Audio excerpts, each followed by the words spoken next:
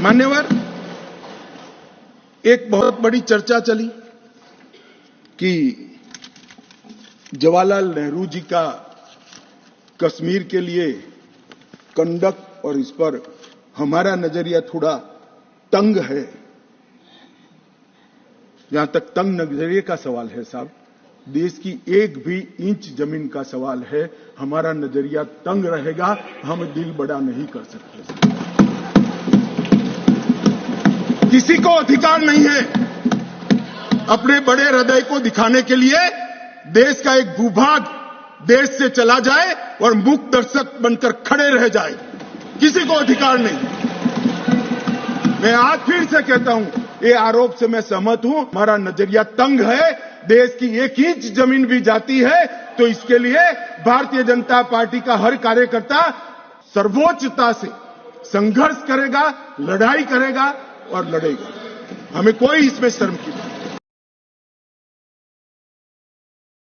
मान्यवर, न्यायालय ने माना कि अनुच्छेद 370 एक अस्थायी प्रावधान था, इसमें कोई शंका कुशंका नहीं है। ये संवैधानिक सत्य है कि धारा 370 अस्थायी समाधान। अब ये कुछ लोगों को पसंद नहीं आता है और जो नेहरू जी के विचारों के, नेहरू जी के कामों के बड़े प्रशंसक है और अनुयायी है, उनको भी पसंद नहीं आता है जो हम कहते हैं। मगर मैं उनको बड़ी विनम्रता से पूछना चाहता हूं, अगर धारा 370 इतनी ही न्यायिक थी, इतनी ही जरूरतमंद थी, तो इसके सामने एक ही आर्टिकल है मान्यवर जिसके सामने टेम्पररी शब्द का उपयोग किया गया, वो स्वयं नेहरू जी ने क्यों किया होगा?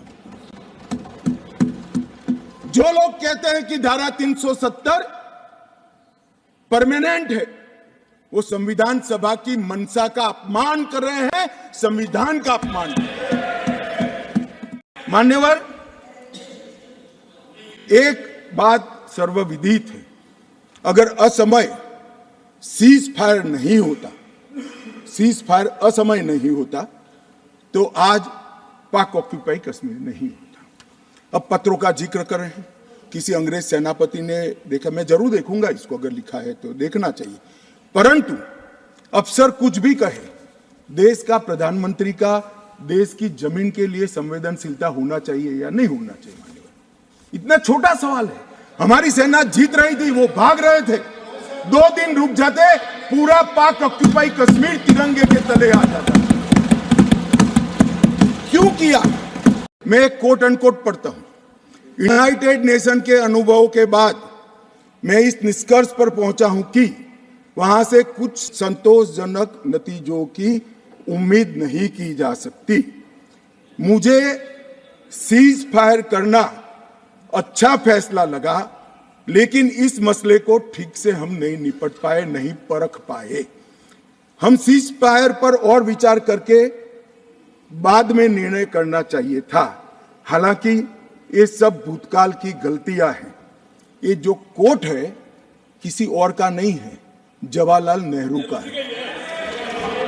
अब उनको तो मानोगे या नहीं मानोगे कि उन्होंने गलती की है, स्वीकार करी है। और साहब एक मिनट, सोर्स भी बता देता हूं, Nehru memorial museum and library, Jawaharlal Nehru connection, JNSG 143 part 1। अरे भाई, स्वयं नेहरू कह रहे हैं मेरी गलती थी, क्यों इतना पकड़ कर रखा है पूंछ?